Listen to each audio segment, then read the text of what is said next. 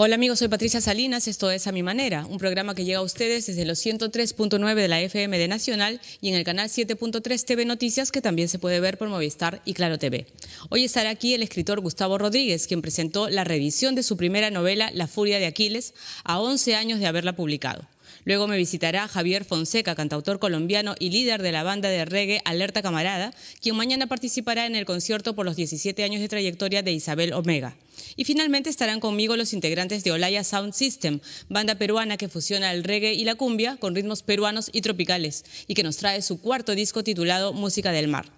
Y antes de comenzar les comento que Armando Manzanero fue muy duro con Luis Miguel cuando le consultaron sobre si el llamado Sol de México participaría en el concierto de homenaje que le harían el próximo 3 de febrero. El compositor dejó perplejos a los periodistas al referirse a su compatriota como un egoísta y malagradecido.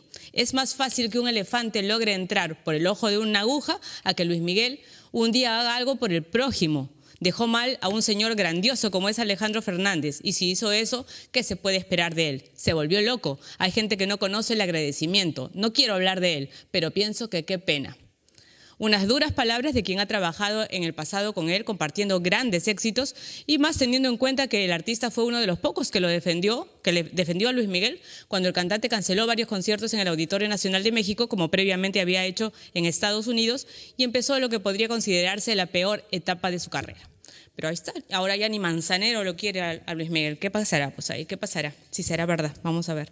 Bueno, cambiamos de tema. Está conmigo Gustavo Rodríguez y nos va a hablar de La Furia de Aquiles. ¿Cómo estás? Bien, feliz de estar contigo siempre. Yo también. Después de 11 años, ¿está bien? En realidad son 16 años. 16 años después de que salió esta novela, sí. La Furia de Aquiles. ¿Cómo pasa el tiempo? Tu primera novela. Fue mi primera novela, hace mucho pelo atrás. Sí. ¿Y por qué decidieron reeditarla? Eso habría que preguntárselo al editor más que nada, ¿no? Tú sabes que para un escritor siempre va a haber críticas, siempre va a haber lectores más o menos críticos con tu obra, ¿no? Pero el verdadero juez de lo que escribiste es el tiempo. Entonces el hecho que después de 16 años se vuelva a lanzar a través de Alfaguara, que fue la editorial que lo lanzó, a mí me pone muy contento. Yo creo que tiene que ver con que no ha perdido frescura probablemente. Está feo que lo diga yo, quizá, pero asumo que debe ser porque no ha perdido frescura. ¿Por qué no? Porque además tú eres de estos escritores, porque generalmente los escritores cuando reeditan, corrigen, le ponen, agregan, quitan, y tú no, lo has dejado tal cual. No, esta novela yo no le toqué ni una. Porque además le tienes cariño tal como salió, ¿no es cierto? Salió de las tripas y yo respeto a mis tripas. Y lo que sí tiene esta edición de La Furia de Aquiles es un prefacio, es una carta que yo le escribo al protagonista de la novela, al personaje principal. Que es como hablarme un poquito a mí mismo. Eso es lo que te iba a decir, como sí. la otra novela de, ¿cómo se llamaba? Te escribí mañana, que es tú mismo razón. Escribiéndote desde el pasado. Sí, yo creo que sí, tanto Te escribí mañana como La Furia de Aquiles tienen conductos que se comunican por eso, ¿no? Porque, a ver, de repente la gente no tiene por qué saber. Claro. La Furia de Aquiles es la historia de 4 chicos que crecieron en Trujillo y que cuando terminan el colegio tienen que viajar a Lima en el año 1985 a estudiar una carrera. Porque en esa época no había, digamos, mayor oferta universitaria en Trujillo. Entonces, estos 4 chicos llegan a vivir a una pensión y allí descubren la gran ciudad, descubren, digamos, la puerta de la madurez, que después de todo está lejana, después te das cuenta de eso. Que no es la madurez. Y descubres también que las amistades de la infancia no necesariamente van a ser las amistades de tu vida. Entonces todo eso es lo que se llama una novela de descubrimiento, ¿no? Pero cuando yo la escribí yo tenía 29 años, digamos, ¿no? Pero yo creo que todavía latía en mí alguna de los temores o las inseguridades que tuve de adolescente y quería cerrar esa etapa de alguna forma, ¿no? Sí. Y el que haya sido tu primera novela, pues también tiene un significado, un peso especial. Sí, mucho cariño. Así como al primer hijo se le recuerda un poquito más por las sensaciones que de la primera vez, eso. Claro. No significa que la quieras más, claro, pero sí significa que sientes algunas cosas que no sentiste con otros, sí. Sí. Y además, como dices, está vigente porque esto que pasa en la historia de la novela sigue pasando. Sigue pasando. O sea, es una historia personal o de 4 personas, pero que puede pasar ahorita también. tranquilamente. Claro. O sea, no solo... Ayer me entrevistaba Carlos Sotomayor, que es un profesor de literatura y también es difusor de literatura. Él me decía que a él, claro, le llamaba la atención el tema de los adolescentes que se vuelven adultos y todas estas contrariedades e inseguridades que hay. Pero a él le llamaba la atención el tema del éxito en la novela. Y yo no me había fijado en eso, pero fíjate, yo no sé si te pasó a ti en tu generación, pero a mí lo que me pasó fue que cuando yo tenía 16 años, o 15, 16 años, lo que mi generación pensaba que era ser exitoso era estudiar algo, trabajar, tener tu carrito, eran los años 80, ¿no? Tener tu carro. Y probablemente eso haya cambiado ahora Eso con sí los chicos de hoy, ¿no? Yo creo que los chicos de hoy, lo veo con mis hijas, o sea, quieren más su independencia, el éxito está más vinculado a la independencia, probablemente y a más la felicidad, ¿no? a viajar. O sea, a la conformidad de tu trabajo. Exactamente. Antes, por ejemplo, la felicidad o el felicidad éxito, era lo que producir. tú decías, claro, era producir, conseguir un trabajito donde no te voten, aunque no te guste mucho lo que sea. En cambio, ahora los chicos se cambian de trabajo cada rato porque ya no me gusta cómo me tratan, o ya no me gusta cómo está funcionando esto y me quiero ir. Antes era impensable, ¿no? La gente estaba años en una misma empresa. Exactamente, ¿no? Entonces, lo que le pasa a estos cuatro chicos en La Furia de Aquiles tiene que ver con ¿qué me hace feliz? O sea, todavía yo creo que subsiste la noción occidental del éxito asociado a acumulación, ¿no? De bienes, quien más tiene... Todavía hay estas figuras, ¿no?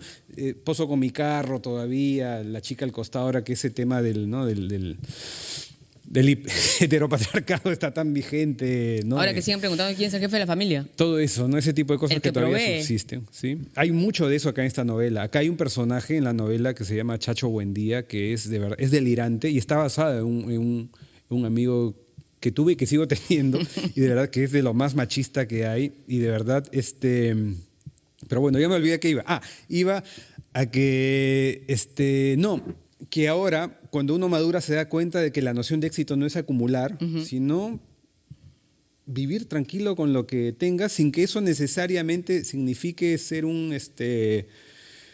¿cómo se dice? Un comodón, hay una palabra para eso, bueno, no se me vino ahorita.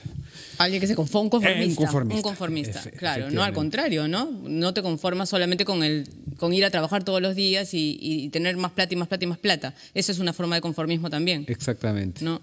Sí. Bueno, pero has mencionado que no siempre los amigos de la infancia son los amigos de tu vida.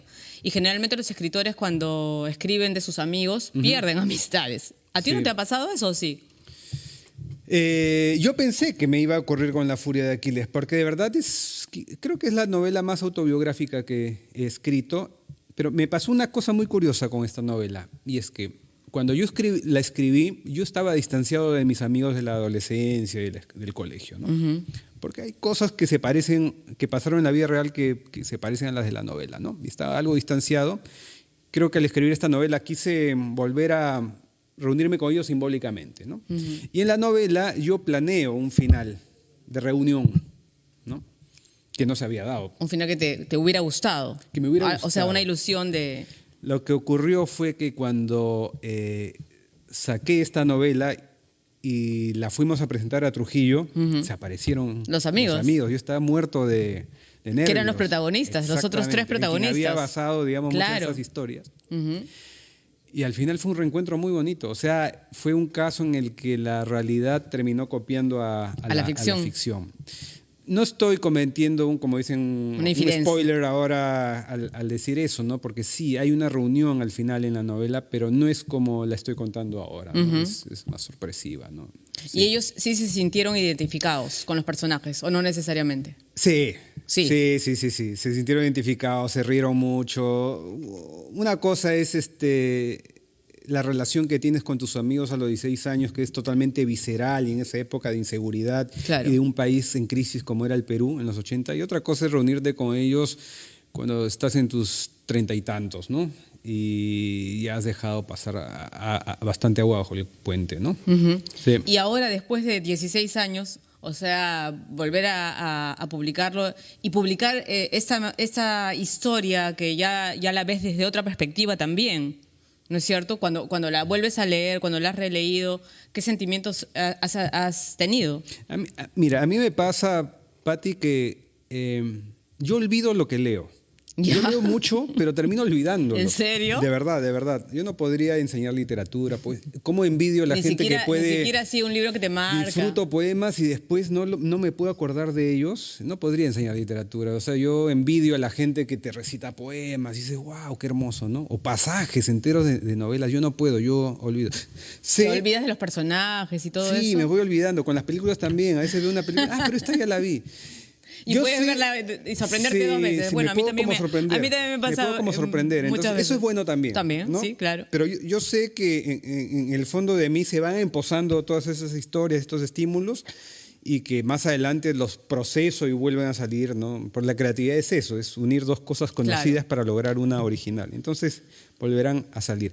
Bueno, me pasa con autores que he leído y me pasa con mis obras. O sea, a mí me pasa que cuando volví a leer después de 16 años, pero yo no vuelvo a leer lo que escribí. Tus libros. Volví a leer este manuscrito, ¿no? Para ver si había alguna corrección que hacerle, no le hice ninguna.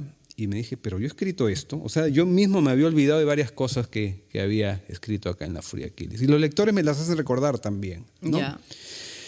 Hay un pasaje que creo que sí es memorable y me lo dicen los chicos que tiene con unos ojos de carnero, es explícitamente sexual. Y lo que me alucina, ¿sabes qué es? Que a pesar de que hay pasajes así en la novela, esta novela la leen en colegios. O sea, yo cuando escribí esta novela, o sea, como te dije, yo escribí desde las tripas y no sabía quién la iba a leer y nada, ¿no? Claro. A mí me sorprendió mucho cómo al poco tiempo empezaron a leerla, bueno, obviamente en quinto de media, en muchos colegios, ¿no? Y ahora sé que también la están pidiendo nuevamente en varios colegios. Lo cual habla bien de ciertos maestros, ¿no? Que finalmente preparan a los chicos a lo que es la vida real, ¿no? O sea, si esta es una historia de chico, que empieza con los chicos a los 17 años, digamos, 4 hombres juntos, 17 años, en época de crisis, es imposible que no hablen de sexo, es imposible que no hablen de mujeres, es imposible que no digan lisuras, si no, no sería verosímil la historia que estoy hablando, ¿no? Claro.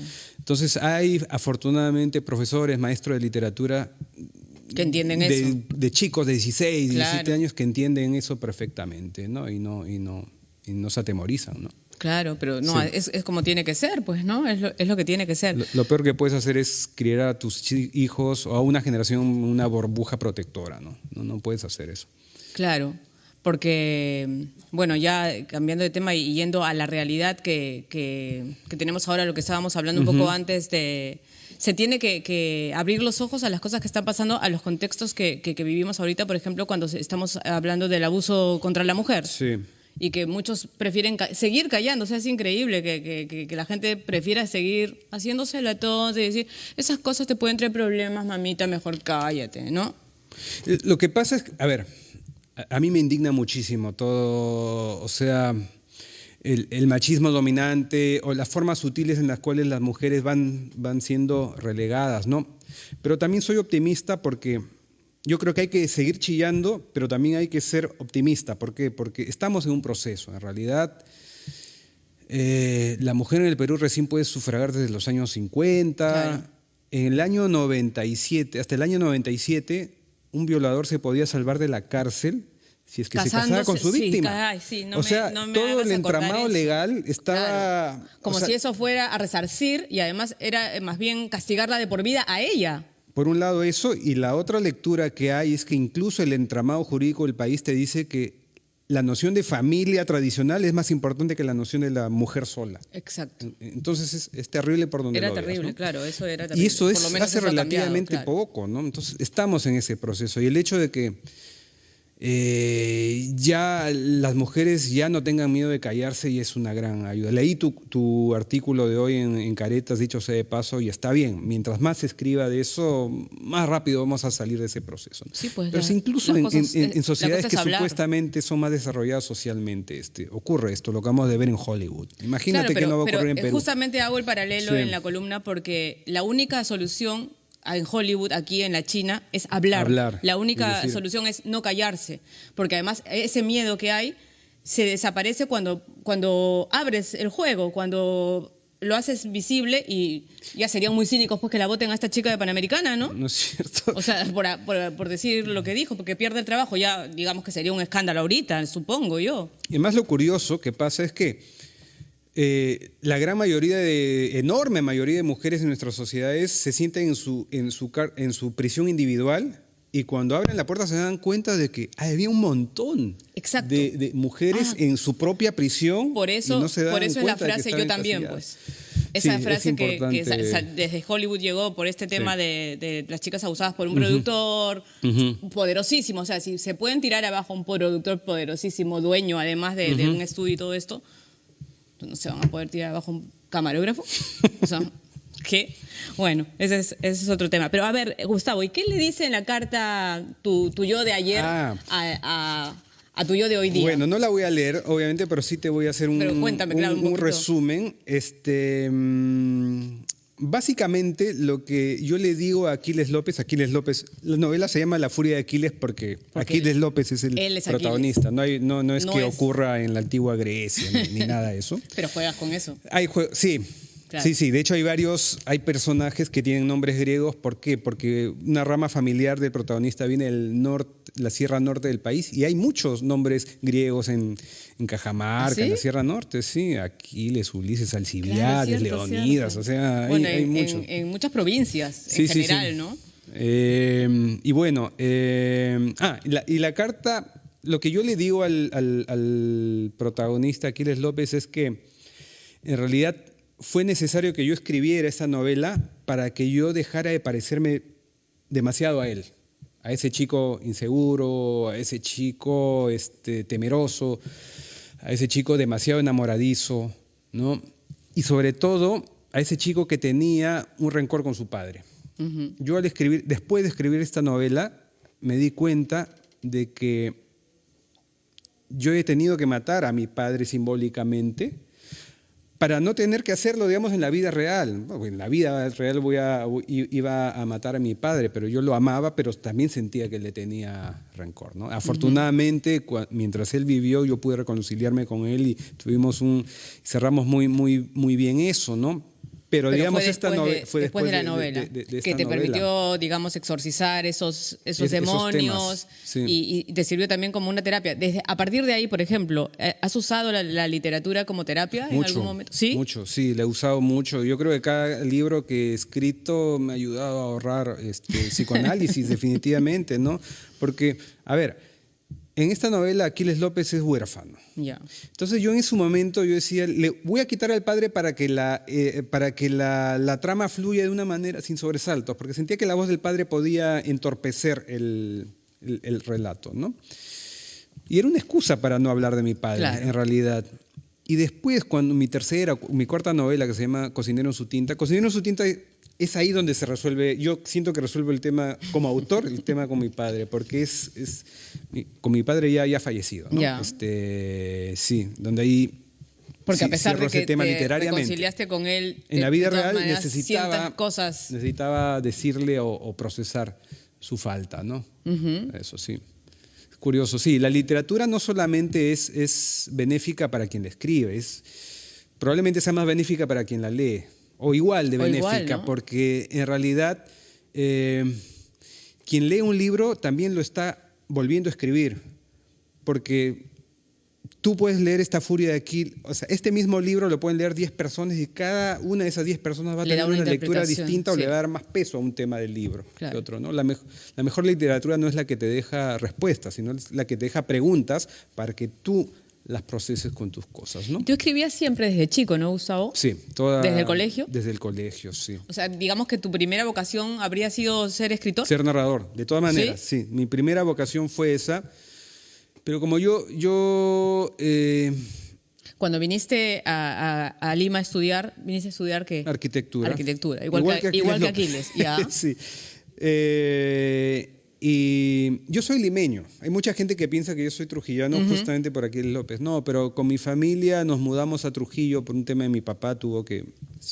Puso una farmacia en Trujillo cuando yo era niño. Ya. Nos mudamos todos. Y bueno, entonces cuando viniste de allá... Y cuando volví, no se me ocurrió en lo absoluto que podría ser una carrera relacionada a las letras o a la narrativa. Las comunicaciones. Ni siquiera las comunicaciones. Yo pensé que la arquitectura ni la publicidad, podía ser algo, nada de eso. No, olvídate, la publicidad... Llegó después todavía. Llegó como una salida económica, o sea, sí. mi familia se deterioraba económicamente y yo necesitaba una carrera corta con ribetes creativos para poder sostenerme y ayudar a sostener a mi familia, ¿no? Y la publicidad fue como una tabla de salvación, algo que se apareció por ahí, me aferré a ella con todas mis fuerzas. Me fue bien con esa carrera, tanto así que hay mucha gente que me relaciona con la publicidad y no necesariamente con la literatura, ¿no? Claro. Pero en un momento dado de mi vida volvió a aflorar ese chico que escribía en su máquina de escribir de niño. O sea, donde uno cuando escribe en una máquina de escribir de niño en tu casa, tú no esperas la gloria, no esperas que te publiquen, ¿no? Claro, a lo más que esperarás es, digamos, la satisfacción en el rostro de quien te lee, de tu papá, de tu mamá, pero yo recuerdo tardes dándole a la máquina de escribir de niño, de joven, de chiquillo, feliz, creyéndome escritor. Como yo no era bueno en el fútbol y no podía alucinarme pues cueto. Pero te gusta el fútbol además. Me encanta verlo, me encanta la épica del fútbol, más que el fútbol en sí. Como yo no podía emular a Cueto, bueno, pues trataba de emular, me imagino que a Julio Verne, ¿no? A Cortázar, ¿no? Eso. Y ya mayor, porque de mi generación de escritores, digamos, yo soy el que empecé más tarde. En un momento dado de mis tripas me dijeron, vuelve a escribir, y no paré nunca más. ¿Y la arquitectura en qué quedó? Quedó, a ver, quedó fuera. ¿Y por qué fue arquitectura la elección? Porque los otros amigos también Mi madre me está viendo en este momento. Mi madre me está viendo, ahorita se va a reír. Mi mamá es hincha de tu programa. Sí, y se va a reír. Yo creo que eso me lo inoculó mi madre. Mi madre creo que le gustaba la idea de tener un hijo arquitecto y de verdad a mí me pareció glamoroso. El presidente de la República era arquitecto. No había esa carrera en Trujillo, entonces dije, fue un tema bonito, digamos, vamos por ahí. Cool. Y sabía dibujar y tenía algún tipo de creatividad espacial. Entonces me pareció. Pero si no estudié arquitectura fue porque nunca pude entender la noción de kilogramo fuerza. O sea, porque de verdad, a mí me enseñaron muy mal las ciencias. Tuve profesores maravillosos de letras, de literatura, de comunicación en el colegio, pero de ciencia eran terribles. Entonces, cuando di el examen de admisión, estuve a punto de entrar, pero solamente por las preguntas de letras, no por las fórmulas y eso. Bueno, pero no terminaste arquitectura. No, ni siquiera la empecé. O sea, vi el examen y dije, no, si mi carrera va a ser esto. En esa época, en la Ricardo Palma, te hacían ver que la carrera de arquitectura era más que ligada a la creatividad espacial, a hacerte soñar, a crear, digamos, esculturas habitables. Nada, el tema te hacía... La noción era la de, la fórmula, las matemáticas, y eso a mí me asustó. Entonces dije, no, voy a buscar una carrera corta que tenga que ver con letras, que es lo que he visto que domino acá en el examen, y apareció la publicidad. Un poquito de eso se cuenta acá, acá en La Furia de Aquiles, ¿no? Porque la primera mitad es autobiográfica, ¿no? Definitivamente. La primera mitad nomás. Sí, después negociamos. Bueno, ya el libro está en las librerías. Ya está en librerías, la nueva edición, así que vayan a buscarlo. Y nosotros tenemos un libro de Gustavo para nuestros oyentes y televidentes, así que escríbanos al Facebook y después vamos a publicar quién es el que se lleva el libro de Gustavo. Bueno, gracias. Tati, como siempre, un placer estar contigo. Igualmente. Nosotros hacemos un corte y regresamos con más.